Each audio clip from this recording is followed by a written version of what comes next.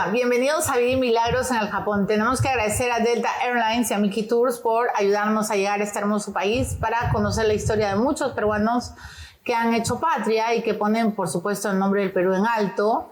Esta historia es muy especial porque ella es una mujer que ayuda a la gente que no entiende el idioma. Ella misma sufrió por no hablar japonés y ahora hace un trabajo de preparación para todos los que, bueno, japoneses y no japoneses, migrantes y no migrantes, que tienen que pasar por la prevención de desastres. El terremoto de Kobe le marcó la vida y hoy día vamos a conocer por qué Roxana Angélica Ajipe Oshiro es la directora de Ipan Shadan Hojin Hyogo Lansen Community. ¿Está bien, Roxana? Sí. Directora además de la revista Latina, miembro del directorio de la radio comunitaria FMWY y además directora y conductora del programa radial Latina que se emite por la emisora FM Kokolo. Muy bien. Los nombres en japonés me crean un poco de problemas. Bienvenida, Roxana, ¿cómo estás? Gracias, Milagro. Muy bien, gracias. Te agradezco la presencia. Está corriendo viento, sí, pero también corría mucho viento cuando ocurrió el terremoto y tú estabas sola, desorientada. Quiero que me cuentes un poco tu historia. Tú migras a Japón básicamente porque querías estudiar Derecho, si no me falla la memoria, y te encuentras con toda una barrera que es, en primer lugar, el idioma y todo lo que pasó después. Empecemos entonces por el inicio. Ok. Yo vine a Japón en el 91, como muchos peruanos. De hecho, la mayor cantidad de peruanos que emigramos a Japón fue en el 91, como parte de los Nikkei que vinimos a trabajar. Y vine porque quería juntar dinero. O sea, quería juntar. Yo he vivido la época del Perú donde teníamos el terrorismo y no había muchas oportunidades. Entonces, mi sueño era ir a una universidad específica, particular, a estudiar Derecho, y mis padres no tenían los medios, entonces dije, me voy a Japón a trabajar, junto dinero, regreso, pero no es fácil, ¿no?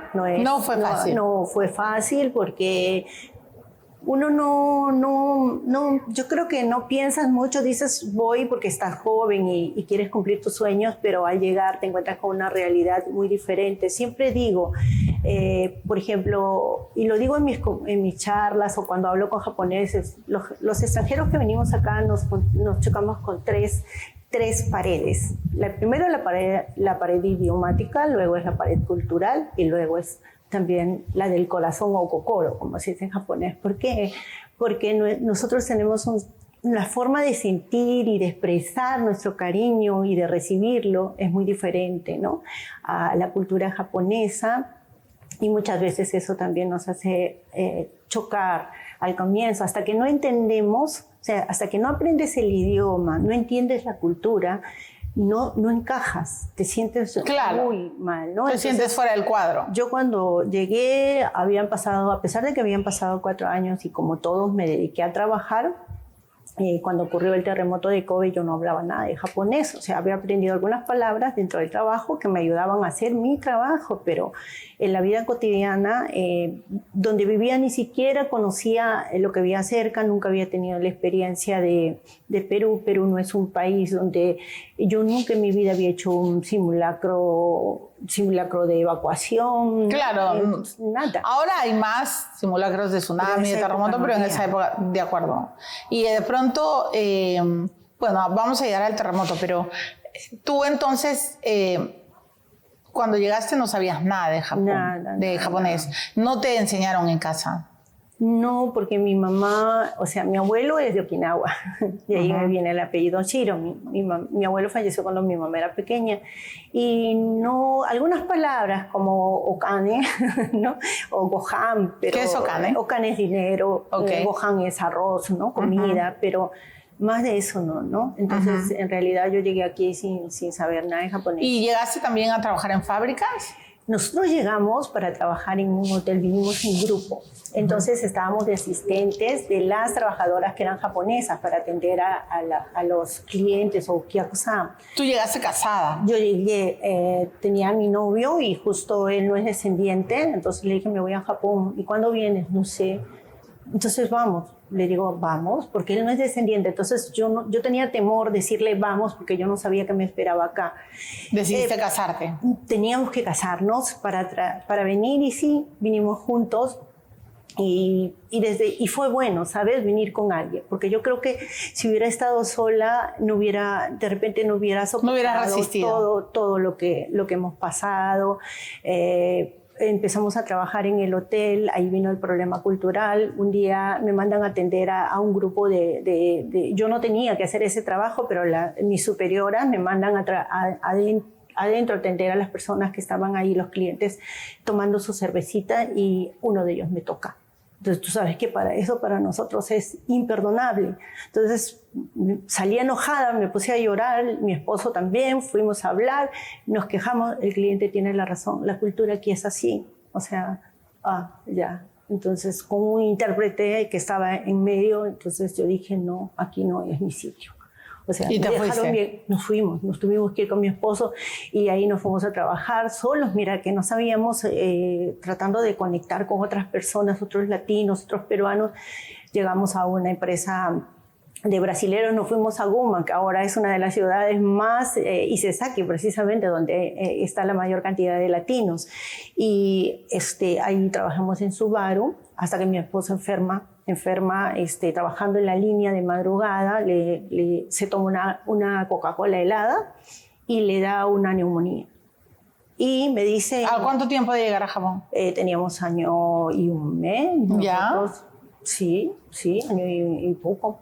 Porque para esto te cuento que en el hotel, para no irnos de ahí, porque tuve que esperar recuperar mi pasaporte. ¿Qué había pasado? ¿Habían capturado tu pasaporte? Sí, nos trajeron, nos pagaron el pasaje y nosotros teníamos que devolver el pasaje. Trabajando. Nos descontaban mensualmente, pero ya hemos terminado. O sea, yo acepté porque ya dije, bueno, es la garantía para ellos. Terminamos de pagar y no nos devolvieron el pasaporte. Entonces yo le dije, mi pasaporte, imagínate, milagros, es nuestro pasaporte, nuestro documento. Entonces me dijo, no, pero si tú lo tienes lo vas a perder. Si lo pierdes es mi problema. Obvio, es mi documento personal. Con ayuda del intérprete, obviamente, porque no hablaba. Pero el intérprete, no digas así, no hagas así. Entonces eso también, ahora yo soy intérprete y más que ponerme del lado del empleador, me pongo del lado de la persona, porque yo vengo de ahí, ¿no? De la comunidad del que no sabe hablar. ¿Sabes lo que tuvimos que hacer con mi esposo cuando le tocó renovar la visa en migraciones? Porque a mí me dieron una visa de 1 año al inicio y a él 6 meses porque recién nos habían casado. Y cuando vamos a renovar la visa de 6 meses, ya entregan migraciones los pasaportes y me dice, ya, dame, porque yo tenía que recibirlo en la ventanilla con mi esposa. Entonces me dice la empresa, dame. No, le dije, ¿por qué le voy a dar? Y en español comencé a hablar. Este es mi pasaporte, yo no le voy a dar, porque ahí hay personas de todas las nacionalidades y fue la única manera de que yo pueda recuperar mi documento y ya no me lo quiten a la fuerza. Entonces ya teniendo el documento en la mano, ahí empezamos a contactar y buscar la forma de irnos a trabajar a otro lugar y es así como llegamos a Guma. O sea que, digamos, la manera como normalmente se viene es con una empresa que te contrata. En esa época sí. Claro. En esa época, ahora es distinto, Ahora también hay algunas empresas que contratan. Ahora, lo que pasa es que los que están acá ahora ya traen, por ejemplo, yo después de venir, contratada así, ya mis hermanas que llegaron después ya vinieron, yo las ayudé a venir y así, ¿no? Con mi otra hermana, pero las 2 primeras que vinimos aquí fue así en el 90. Claro. Era la forma de llegar acá porque ellos te pagaban el pasaje y te contrataban para trabajar. Pero tú tenías que pagar, obvio. Y luego fuiste a una fábrica. Sí, estoy trabajando ahí en Subaru, ahí es donde mi esposo enferma y luego él estuvo internado varios meses, entonces era regresar a Perú, pero no, yo no regreso. ¿Sabes? Me había casado, había venido, había salido de mi casa. ¿Cómo regresaba a hacer carga para mis padres? Y tenía eso, no, yo tengo que salir adelante, yo no puedo regresar. Mis padres, yo les prometí que venía a ayudarles a ellos, entonces yo no podía regresar. Tenía 2 hermanas más pequeñas. Entonces, ¿Y qué pasó con tu esposo? Se quedó internado, yo sola trabajaba, pero resulta que todo lo que yo trabajaba me lo descontaban porque mi esposo no trabajaba, le tenía para que pagar lo de la enfermedad. Luego que terminó el hospital tenía que pagar la casa donde vivía conmigo y no le querían dar trabajo y lo tenían porque él se recuperó, salió de alta, pasaban los meses y no le daban trabajo, él estaba en la casa y no nos daban trabajo y a mí, yo trabajaba y no teníamos dinero.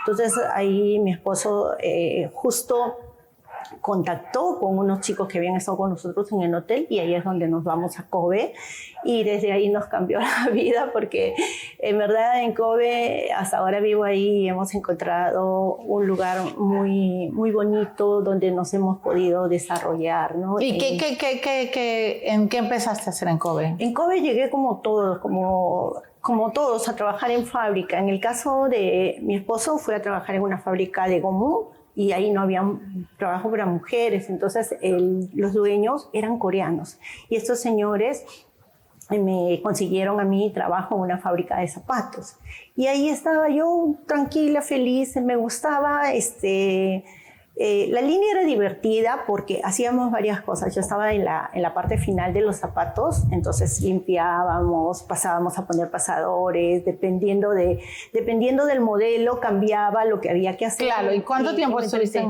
Estuve ahí hasta el terremoto, ¿no? Hasta que pasó el terremoto. Lo primero antes del terremoto fue que salí embarazada. Salí embarazada, habíamos en el 94. Y a fines del 93 salgo embarazada y bueno, seguí con mi barriguita, pero iba al doctor y no entendía nada. Entonces, no entendías nada. No entendía nada. Ni de los chequeos. La primera vez que me llevó fue el jefe de mi esposo, pero era una persona muy buena, pero él hablaba un poquito de inglés y yo con mi medio inglés apenas me decía algunas palabras, pero también me daba vergüenza porque no era nada mío. Entonces yo iba al doctor, el doctor me hablaba, me decía, me dieron la libreta materno-infantil, bostecho que le llaman, y me ponían el sello y el doctor me decía, bla, bla, bla, y yo, ay, y ya, me iba a mi casa y la barriga seguía creciendo, pero ya yo me empezaba a sentir mal y la angustia de que el bebé cuando naciera, no le entiendo al doctor, si hay alguna complicación, llamaba a mi mamá a Perú. No, me decía, hijita, ¿cómo estás? Me había subido un montón de peso, yo creía que era normal y no, ya estaba presentando complicaciones. Llegó un momento en que me estresé tanto que le dije a mi esposo, no, si ahora que está en mi barriga no lo puedo cuidar, ¿cómo va a ser cuando nazca? Nos vamos a Perú. En esa época no había nada. ¿Te fuiste a Perú embarazada? Embarazada, me acuerdo que el doctor, tuve que llevar al jefe de mi esposo para que el médico me extienda la carta. Delta no, en ese tiempo viajé por otra línea aérea y fuimos a Estados Unidos y de ahí con escala en Estados Unidos y en Perú, pero me acuerdo que me molestaban porque pensaban que yo podía dar a luz en el avión. Ese era porque estaba con el embarazo tan avanzado. Llegamos tu hijo nació en el Japón, en el Perú. Llegamos a Perú y fue bueno porque ya tenía yo problemas, había tenido complicaciones, me mandaron reposo, estaba hinchándome y todo eso, así que ya... O sea, tú dirías, Roxana, que tus primeros días o años en el Japón han sido realmente complicados. Han sido complicados. Pero básicamente por la carrera idiomática, por la barrera idiomática. La barrera idiomática, la barrera cultural, ¿no? O sea, la vida te cambia cuando ya aprendes el idioma, ¿no? ¿Y cómo se llama tu hijo? Gerardo. Gerardo nació en el Perú. Nació en Perú y yo, la idea era quedarme con Gerardo en Perú hasta que cumple un año y luego traerlo. Mi esposo fue conmigo y regresó. Pero mi esposo, como no era descendiente, va a renovar la visa y le dice, si no está tu esposa, que es la descendiente, no puedes renovar visa. Entonces me llama de emergencia y me dice, Roxana, corre, que me botan de Japón.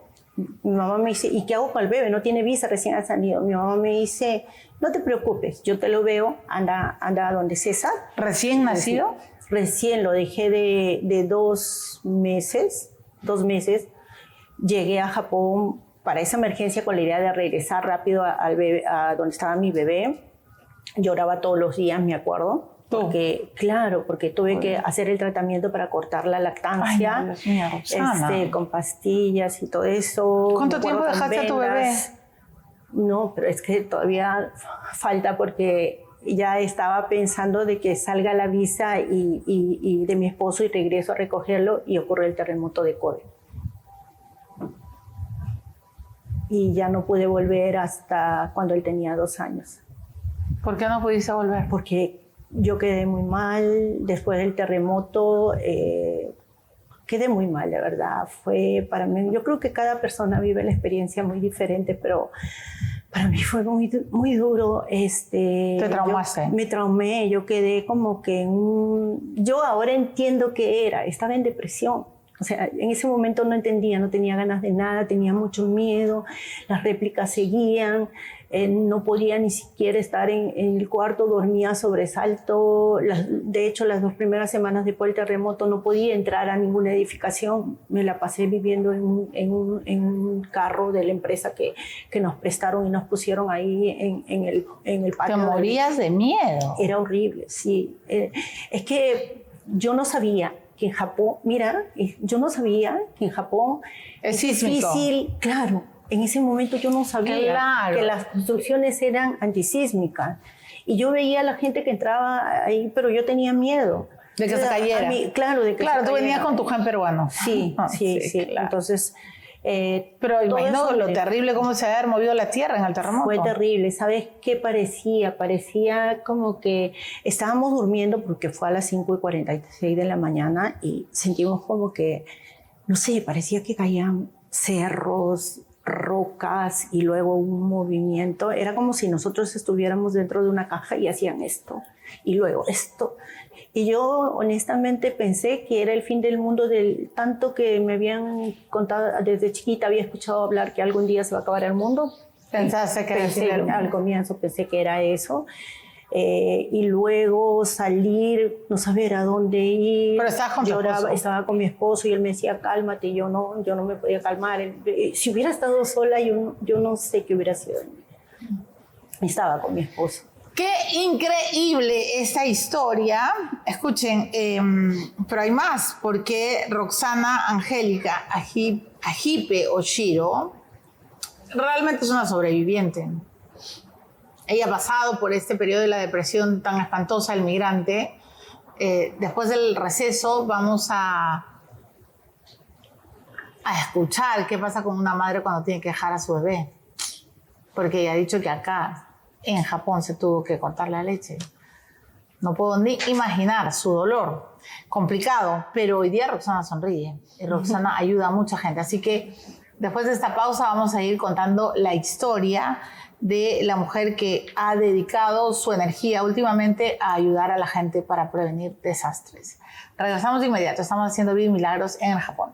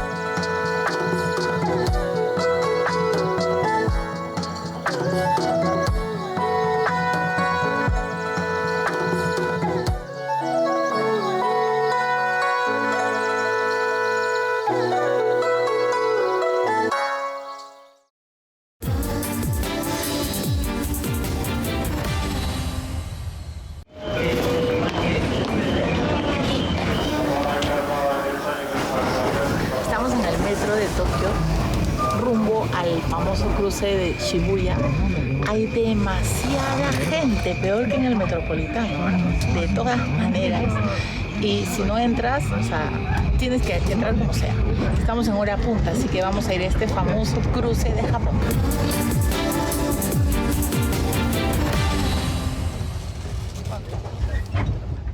Roxana está casada con César Segura, han cumplido 34 años de casados, se conocieron de hecho cuando eran muy jóvenes, llegaron casados al Japón, tuvieron problemas con las visas, Roxana tuvo que regresar rápidamente cuando su hijo tenía 2 meses y después no volvió más, porque ocurrió el terremoto, ella entró en shock, tuvo un estrés postraumático, esa es la palabra técnica, y dejaste a tu bebé. Sí. ¿Y cómo fue ese tiempo tan oscuro? Fue horrible y creo que de hecho es una conclusión que he sacado ya últimamente después de que he visto todo esto y uno con la vida, con el tiempo va aprendiendo y yo creo que si en ese momento también me sentí tan mal era por eso, porque tú sabes, cuando una mujer acaba de dar a luz tiene las hormonas revolucionadas. Sí, estaba con desbalance hormonal, había dejado al bebé, entonces todo eso sumó y fue de verdad fue muy duro. No, y además dejar a tu bebé. Sí, yo lloraba. No podías traerlo porque no tenía visa. Sí. Okay. Pero, es que, claro, en ese momento él no tenía visa, porque la idea no era venir rápido, es que no nos imaginábamos que a mi esposo le iban a negar la visa y que si yo no estaba... Pero como tú eres japonesa, ¿no te iban a dejar entrar con tu hijo? No, porque en ese tiempo para traer a los bebés, o sea, teníamos que pedir permiso, siempre hay que pedir un permiso y por más que sea bebé, no me podía correr el riesgo. Entonces, además era tan pequeñito salir corriendo, porque yo literal tuve que salir corriendo, porque si no mi esposo lo botaba. ¿Te arrepientes? No me arrepiento, O sea, digo, de haber dejado a tu bebé. Claro, o sea, de haberlo dejado, no. Me arrepentí en ese momento, pero cuando ocurrió el terremoto de Kobe, le agradecí a Dios que el bebé estuviera en Perú, de verdad. Porque en ese momento yo todas las noches lloraba y me acuerdo que mi esposo hasta ahora me fastidia. Ya ves, por llorar tanto, porque tú le decías, Dios, yo decía, sí, Diosito, dame una señal. ¿Por qué dejaba a mi bebé? O sea, ¿por qué dejaba a mi bebé? Yo también yo misma no me podía responder por qué había tenido que tomar esa decisión, por qué me tocaba a mí tomar esa decisión. Entonces, cuando viene el terremoto, es como ¿encontraste tu respuesta? Me encontré mi respuesta, agradecí, pero bueno, no dejó de sumarme el hecho de no estar cerca. Me alegraba de no tener al bebé conmigo, pero también me daba mucha pena no tenerlo y encima Kobe quedó destruido, nosotros perdimos los trabajos, bueno, mi esposo no perdió el trabajo, perdimos el lugar donde vivíamos, tuvimos que estar refugiados 2 meses en un colegio. El trabajo donde yo estaba quebró, cerró, ya no había trabajo. Para yo volver al trabajo a mí me tomó varios meses. No quería, estaba mal realmente. Mi esposo. ¿Cuánto tiempo estuviste alejada de tu hijo? Regresé cuando él tenía 2 años.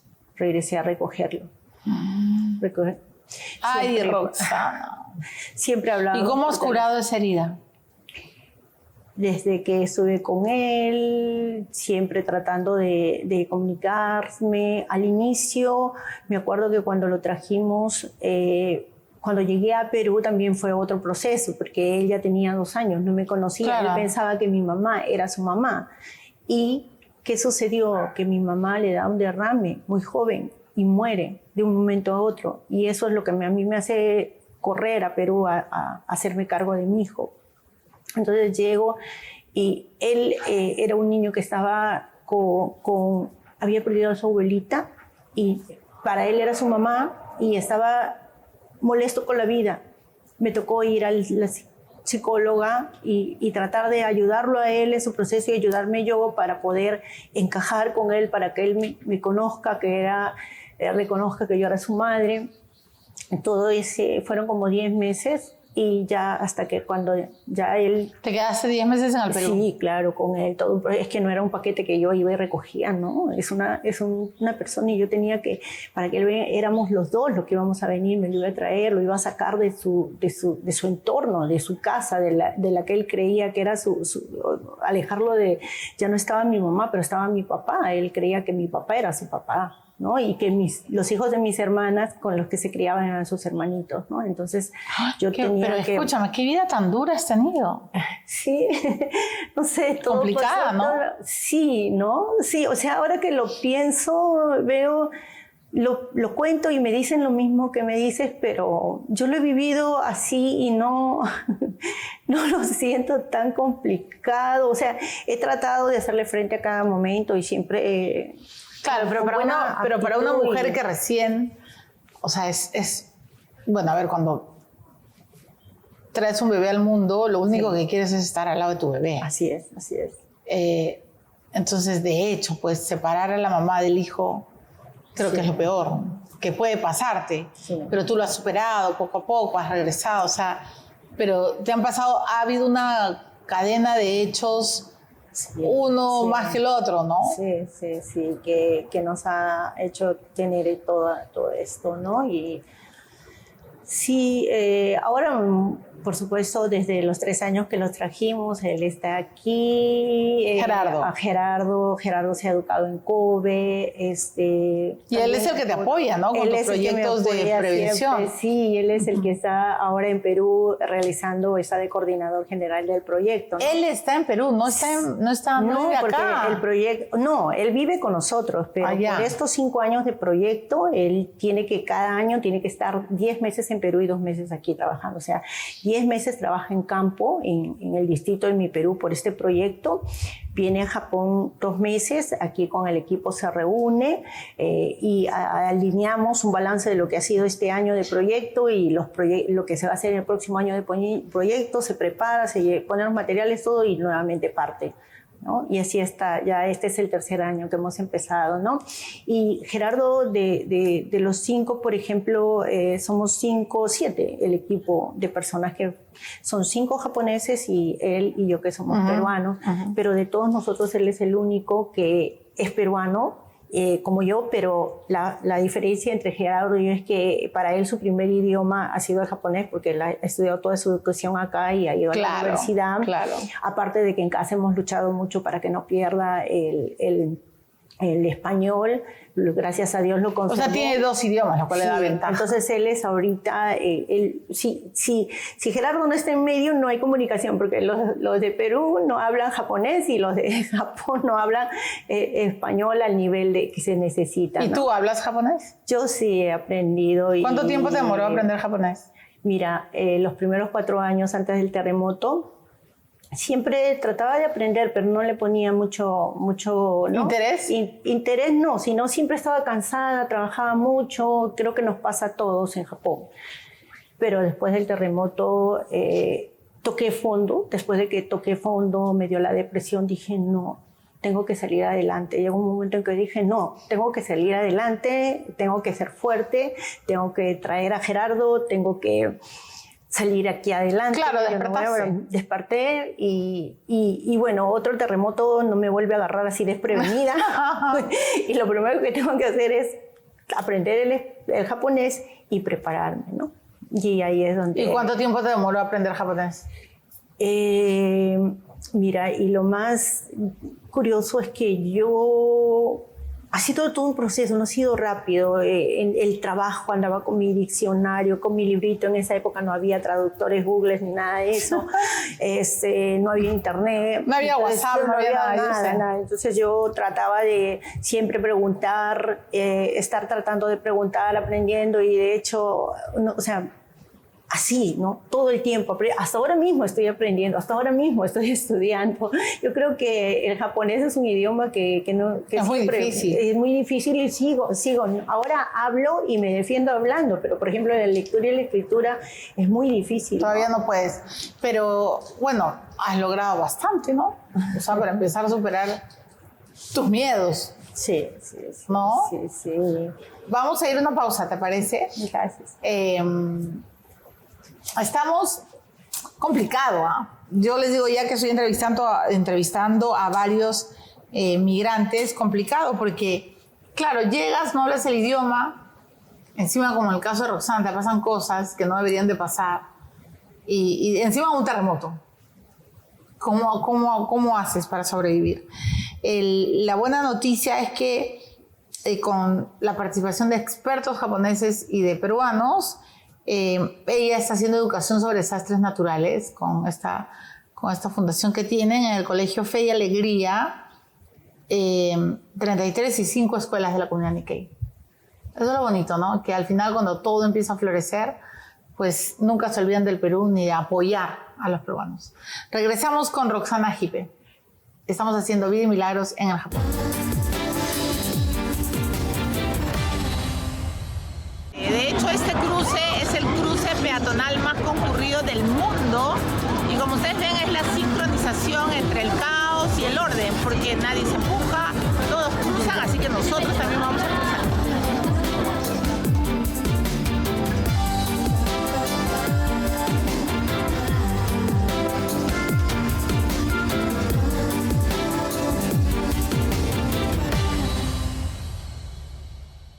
Bueno, estamos haciendo Vida y Milagros en el Japón y hoy estamos con Roxana Angélica Hipe Oshiro. Escúchame, cuando he llegado al Japón a mí me ha sorprendido primero los baños. Tengo que decirlo, creo que todos los turistas, todas las personas que viven aquí, o sea, es el baño, el water es un robot, literal. Y luego los mozos robots y bueno, esa publicidad en 3D, ya, en fin, hay mucha tecnología. Quiero preguntarle a Roxana, ¿qué fue lo que más la impactó? Y eso que tú has venido hace, ¿cuántos? ¿Cuántos años? 34 años. Hace 34 años, muy bien. ¿Cuándo aterrizaste en Tokio? Sí. Ya, pero ¿y de ahí te quedaste en Tokio o me dices que te fuiste a...? No, llegamos con el grupo, nosotros nos trajeron en grupo y ahí nos llevaron a Yamanashi. Eso, a Yamadashi. Dijiste Yamadashi. ¿Qué te sorprendió de Japón? Todo. Cuando llegué, bajamos del avión, nunca había estado, o sea, superaba mi imaginación, de todo, a pesar de que era hace 34 años, yo nunca había salido de Perú al extranjero, entonces era mi primer viaje fuera y sobre todo a Japón, impresionada con todo, miraba las pistas, autopistas, ¿no? Que van por ahí arriba, luego una por arriba, la otra por abajo, etc. Sí, las carreteras son impresionantes. Y ya estaba el tren bala. Sí, claro que sí. Y no, sí, fue todo, ¿no? Fue todo y el wasabi que me dieron.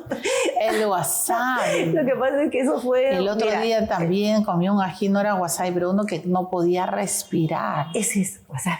No, pero era yo conozco el wasabi, pero era una mostaza. Era una mostaza, esa es la que yo comí. Ay, Dios mío. Sí. O sea, parece una bomba lacrimógena. Es una bomba en la cabeza. Sí, lo que pasa es que llegamos a Tokio y estábamos con apetito y había un lugar de hamburguesas y nos dicen... Hamburguesas, sí, ¿quién le gusta picante? Yo, no, picante, porque me encanta la comida picante. Entonces, toma picante.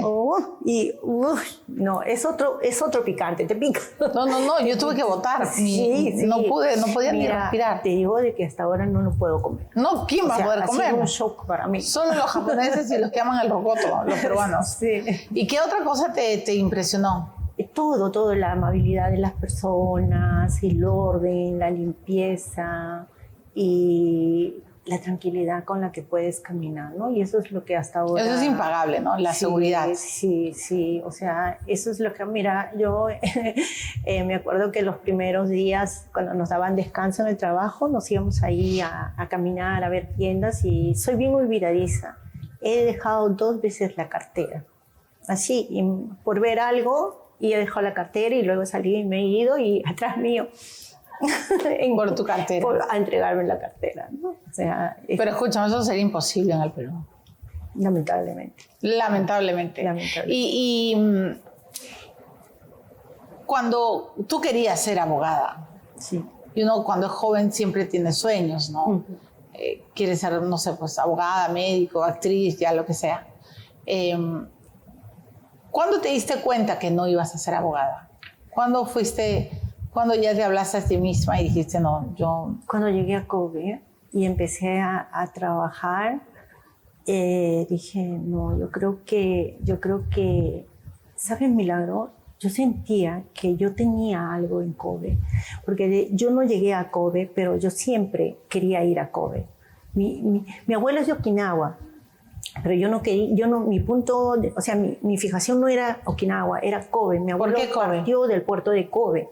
Entonces yo atribuía a eso, que mi abuelo partió del puerto de Kobe, por eso es que yo quiero ir a Kobe.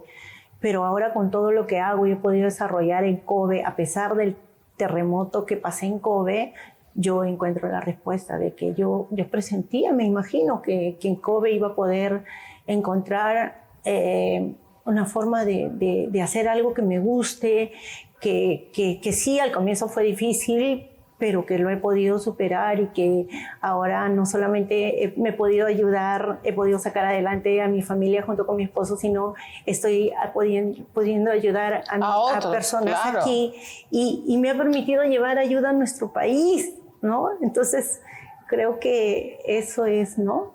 Yo presentía, no sé la verdad, pero yo siempre quería ir a Kobe. Y mira todo lo que has logrado en Kobe. ¿Trabajas en la radio? Sí, nosotros, Hyogo Latin Community se fundó en el año 2000. Precisamente, siempre me preguntan por qué voy a Takatori Community Center, que es un centro que se inauguró para ayudar a los extranjeros y personas de menos, o sea, a los adultos mayores o personas con limitaciones físicas, tras el terremoto de Kobe. Pero cuando ocurre el terremoto de Kobe, a pesar de que yo vivía cerca, no llegué ahí. Yo no llegué ahí sino hasta 5 años después, cuando ya Gerardo iba a entrar al colegio. ¿Y por qué no llegaste antes? Porque no lo conocía, no sabía. A ese punto era mi falta de idioma. Claro. O sea, no. Entonces tú lo primero que recomiendas es aprender el idioma. Aprender el idioma. Tardaste. Mira, el idioma japonés es una llave que te abre muchas puertas.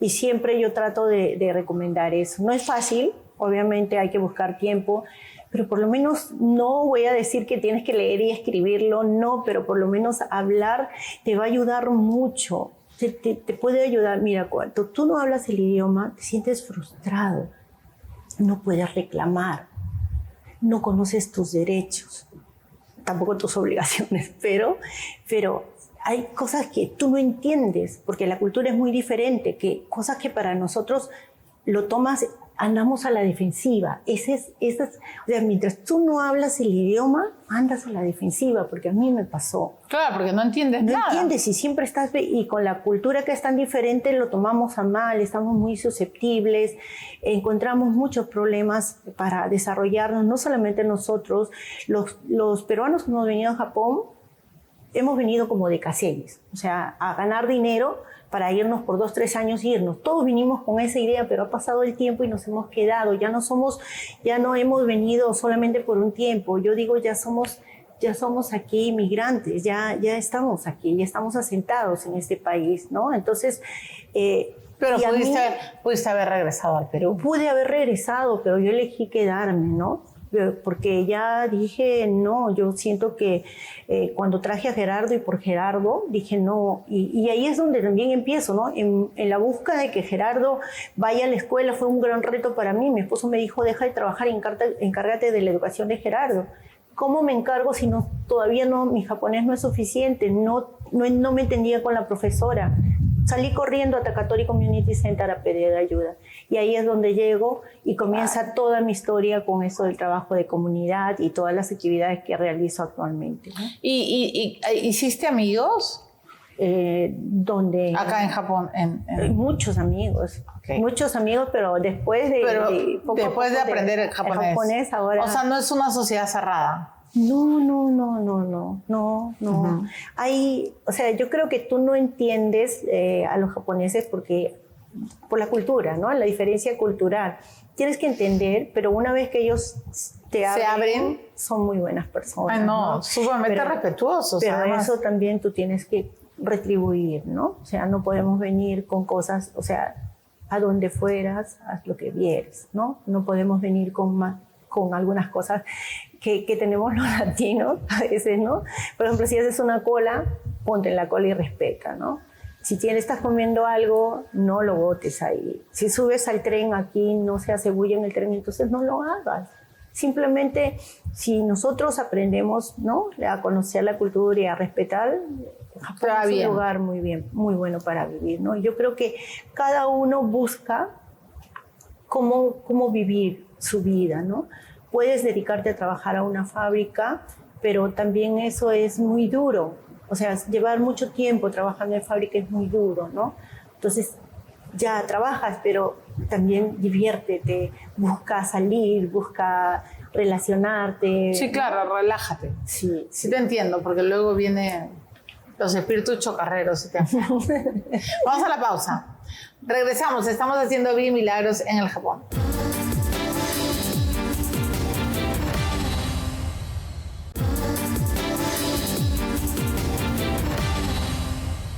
Bueno, estamos en el tramo final, señores, aquí en Vida y Milagros en el Japón con Roxana Ajipe. Ella trabajaba como secretaria en el Perú antes de mudarse al Japón.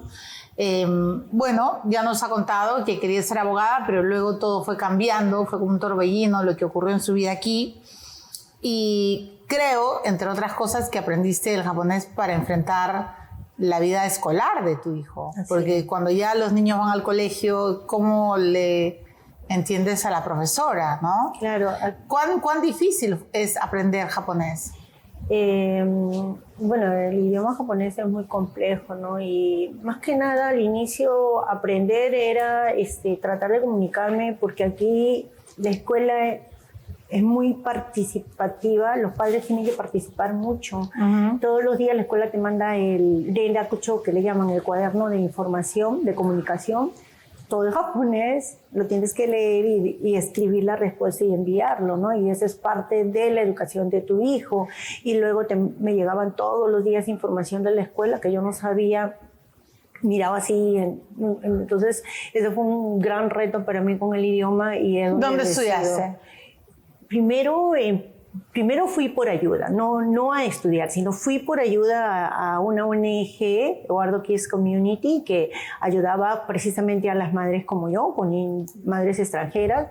Y allí me doy cuenta, me iba y me mandaba a mi hijo en la mañana al colegio y me iba y me sentaba ahí a esperar que la única señora, la directora, la señora Yoshitomi, que hablaba español, la única que habla español, se desocupe para atenderme y enseñarme y ayudarme. Entonces, mientras yo hacía eso, veía que los teléfonos sonaban, que más personas como yo de mi comunidad llamaban, y es ahí donde recién por primera vez me doy cuenta que había mucha necesidad. Recién por primera vez me doy cuenta que la comunidad también necesitaba. Hasta ahí solamente me había ocupado y dado cuenta de mis propios problemas.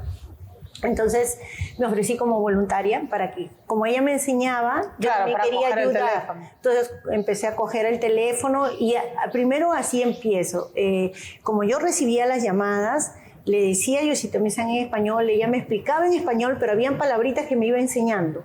Entonces ya yo con eso comenzaba también a averiguar, a buscar, ya me dio la inquietud por traducir con mi diccionario, empezaba y fue muy bonito porque yo me ofrecí con la idea de ayudar, pero lo que yo quería hacer por otros al final era para mí. ¿Por qué? Porque yo me estaba convirtiendo, estaba almacenando mucha información importante, problemas, por ejemplo, ya habían pasado 10 años de que habíamos empezado la migración y los primeros problemas con la educación de los niños. Los padres los niños no hablaban español, habían perdido el idioma, los padres no hablaban japonés, empezaban los primeros problemas de comunicación entre padres e hijos, los hijos rebeldes, no querían que los padres digan nada, los padres, me acuerdo mucho, a mí me marcó mucho un caso de una señora peruana que llegó con su hijito. Acá los chicos primaria, secundaria, y tienen que ir a otra secundaria superior o bachillerato. Entonces, pero para ir a ese bachillerato tienen que dar un examen que pasan todos los niños a nivel nacional. Si no aprueban ese examen, no pueden subir. Esta señora fue y le habían dicho que su niño no podía pasar a ese nivel. ¿Y por qué? Ella no sabía, todo estaba en japonés. Entonces, estábamos con Yoshitomi-san ahí, y cuando llega, ahí para mí fue decisivo para poder ayudar a mi hijo. ¿Qué había pasado? Que el niño no tenía, a pesar de haber asistido toda la primaria y secundaria a la escuela, no tenía el nivel suficiente de kanjis, de conocimientos del idioma japonés para ir al koku, así de simple, al bachillerato. ¿Pero por qué? Decía ella. Él ha venido chiquito, él ha ido todo a la escuela todos los días, yo lo mandaba, se iba contento, tenía un montón de amigos, así ha pasado el Shogaku, y el chiquito también decía, pero ¿por qué no? Si yo con mis amigos hemos quedado de ir a tal sitio a estudiar. y qué había pasado. Y es lo que sucede hasta ahora, Milagros, y es lo que yo, desde ese momento, ¿qué había pasado? Que el niño, obviamente, los padres no sabemos el idioma, no podemos saber qué tanto o sea, mirando nosotros, ellos hablan, pero hablan el idioma con sus amigos, se comunican en japonés con sus amigos, pero eso no quiere decir que están entendiendo lo que el profesor está explicando, que le está yendo bien en la escuela. Otro punto importante es que la educación en Japón no es como el sistema de nosotros. Aquí los niños pasan de año. Basta con asistir a la escuela, ellos pasan de año, no repiten el año. Es un sistema así. O sea, no repiten. Si asisten todos los días, así no pasan de año. Hasta que llegan a la secundaria. Cuando llegan al Shugaku, ahí es donde empiezan a tomar los exámenes y allí empiezan los mismos niños a tener los problemas de que ya no están siguiendo el shock. Y muchos a duras penas terminan el Shugaku y ya no siguen estudios superiores. O sea, lo que le pasó a ese niño era que hablaba, pero no tenía el vocabulario, la sintaxis y todo lo más claro. No tenía, entonces no podía ir. Y fue ya no podía ir al Coco. Le sugirieron que como era extranjero, que vaya a una academia particular, aprenda bien el japonés y luego postule a ver si podía. Entonces yo dije, en ese momento dije, ni a mi hijo, ni a ningún otro niño de nuestra comunidad, mientras yo pueda evitar. Y ahí es donde nace la revista Mujer Latina. Empiezo a escribir todo lo que iba aprendiendo en español para comunicar. ¿Y luego tienes tu programa de radio o y también paralelo? Ahí mismo, paralelo, comienza para ayudar a los latinos. Sí, la información es en español. Nosotros no hacemos noticias, siempre lo digo. Nosotros pasamos información para la vida cotidiana en Japón. Nuestra comunidad, el problema es que no todos hablan el idioma japonés. Y si lo aprenden, pero dentro del trabajo, ¿no? Pero no, para temas más complicados, la gran mayoría no puede, para hacer los trámites, sobre todo en todo tipo, ¿no? Y nuestra comunidad ha sufrido un cambio, porque llegamos como tecaseguis, éramos solteros la mayoría, luego nos casamos, vino lo que es la educación, primero la crianza, los niños, ¿no? Claro. Luego la educación, luego los problemas laborales como personas, no conocemos nuestros derechos, muchas veces se abusan de nosotros y ahorita que somos una comunidad que después de más de 35 años ya empezó a envejecer, estamos con el problema de la jubilación.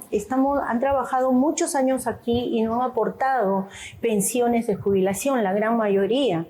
Por desinformación. Por desinformación. Y porque los contratistas que traían y utilizaban, claro, no pagaban porque no les convenía, porque el seguro social es que el empleador paga la mitad y el trabajador la mitad.